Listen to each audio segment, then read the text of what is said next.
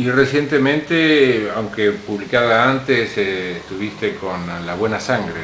La Buena Sangre, sí, La Buena Sangre es una obra también de carácter histórico, a mí me fascina mucho la historia argentina. Y La Buena Sangre es un tríptico que trata de la época de Rosas. En realidad la primera parte trata del fines del siglo XIX, la época positivista, la época en que se hace un análisis positivista o cientificista de la historia. La segunda abarca hasta Caseros, hasta que Rosas cae. Y la tercera en un pueblo muy perdido de la Argentina, en un tiempo que se ignora. Pero fundamentalmente la alegoría es el caballo, que es un poco la fuerza, ¿no? La fuerza telúrica, la fuerza de la sangre, lo que también de algún modo ha distinguido a la historia argentina, ¿no? Entonces, Buena Sangre, ¿y hay mala sangre o es, digamos, una obra positiva, alegre, claro, porque optimista? Toda obra de historia más o menos trata de dicotomías. Hay una buena sangre y hay una mala sangre. No soy tan maniqueo, ¿no? En ese sentido, pero cuando en algún momento también las cosas se confunden, la historia nuestra es una historia espectacular y todos los días se descubre algo realmente hermoso. Y otra obra, Exodium. Y Exodium también es una obra histórica que habla sobre el éxodo jujeño. Esto es un trabajo que yo hice en el archivo de Jujuy, gracias también a una contribución de unos investigadores de la universidad, y sobre la pérdida de documentación que se produjo durante el éxodo. Muy interesante para valorar la figura de Belgrano, ya que Belgrano, después de perder sus batallas, tiene que abandonar la ciudad de Jujuy, se lleva toda la documentación y luego, cuando triunfa, quiere ordenar la vida jurídica de la ciudad, pero esos documentos no aparecen. Entonces la Comisión de Vecinos de 1816, para hacerlo así, tratar de ser lo más breve posible, descubre que esa documentación fue utilizada para razones de uso fisiológico, digamos así, higiénico y para cocina y todo. O sea, que es una negligencia con esa documentación, papeles fundantes, que comienza desde mucho tiempo atrás, incluso hasta nuestros días. Cualquiera ve el estado en que se encuentran también algunos de los archivos oficiales, ¿no? Esos son un poco sobre los archivos y la historia argentina, pero también hemos conversado en diversas ocasiones sobre los archivos de los croatas de la Argentina y la necesidad de mantenerlos, de recuperarlos, de hacer algo con ellos, podría decir. ¿Cómo lo ves esa dimensión también histórica? Bueno, yo creo que vos manejás muchísimo mejor el terreno que yo.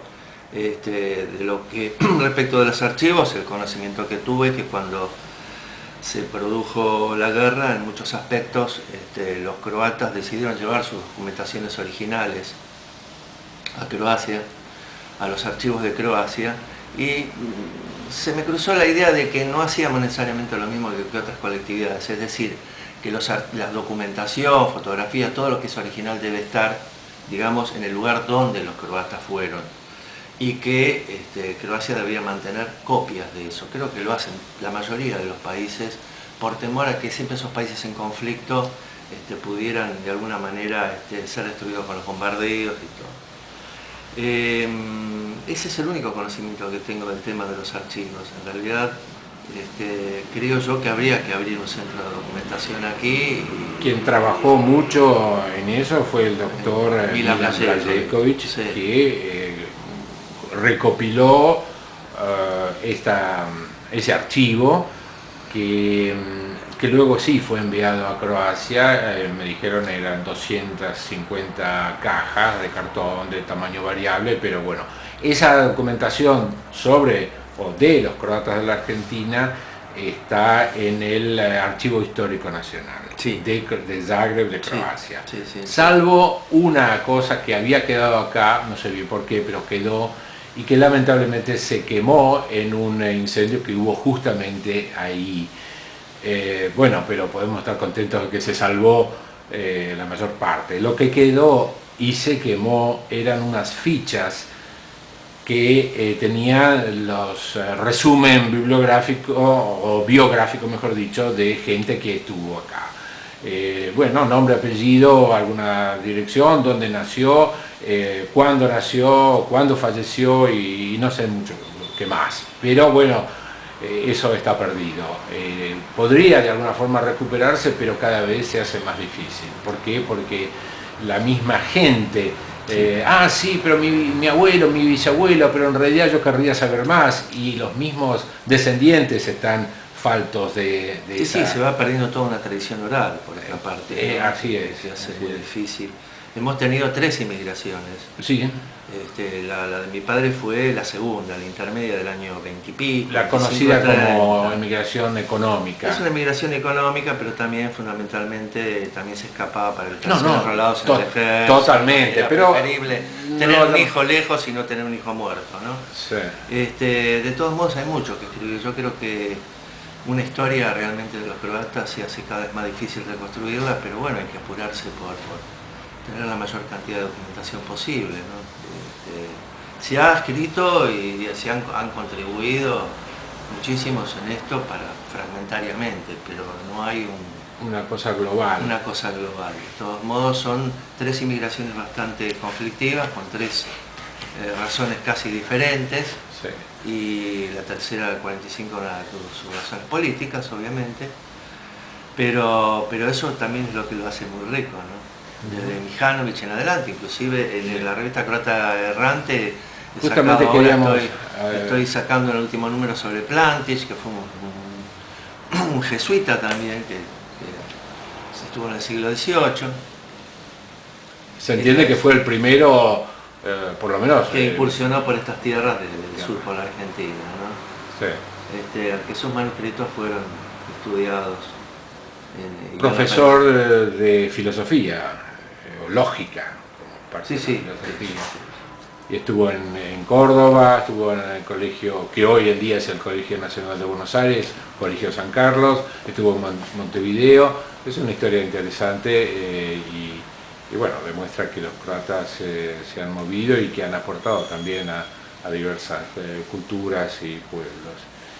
Y para volver un poquito a tus obras de teatro, Simón y la República Imaginaria, ¿Simón Bolívar o no, Simón Rodríguez. Simón Rodríguez fue un gran educador, un pionero de la educación latinoamericana, peleaba con algunas teorías educativas en boga. Fue maestro. ¿Puede ser? No, él fue maestro de Simón Bolívar. Ajá. Bueno, tuvo una vida bastante agitada. Y yo he trabajado fundamentalmente con su relación epistolar, así pude reconstruir el personaje, porque en realidad cuando se trabaja en historia, cuando se trabaja para hacer una obra de teatro hay que trabajar también fundamentalmente con los archivos. Y lo que se infiere de la documentación, es decir, lo que está entre líneas es lo que yo considero la materia ficcional. Claro, digamos el aporte. Y en realidad es una obra que no se trabaja ni desde la historia oficial, ni tampoco desde la historia, llamémosle, chavista. Porque habitualmente cuando un gobierno completamente diferente también elabora su historia oficial. Esta es una obra que en realidad está totalmente equidistante por una razón, porque estoy de acuerdo con el pensamiento de Murena en que muchos de nuestros americanos más que son desterrados europeos. Y Simón Rodríguez, como Bolívar en muchos aspectos, siempre sintieron que al estar en Europa querían estar en América, y al estar en América querían volver a Europa. Nos pasa a nosotros, ¿no? Algunos siglos después nos pasa. Como decimos nosotros, los peruanos descienden de los incas y nosotros descendemos de los barcos. De los barcos, sí. Pero volvemos a Croacia. Pero volvemos, y cuando estamos allá también tenemos ganas de volver a estar acá. Tomamos mate en Croacia que quizás no tomamos acá. Claro, y el pelín saqué. Así es. Así que esa es nuestra vida, es tremendamente trágica. Bueno, Ivo, gracias por tu tiempo. Bueno, gracias a vos. Hasta otra ocasión.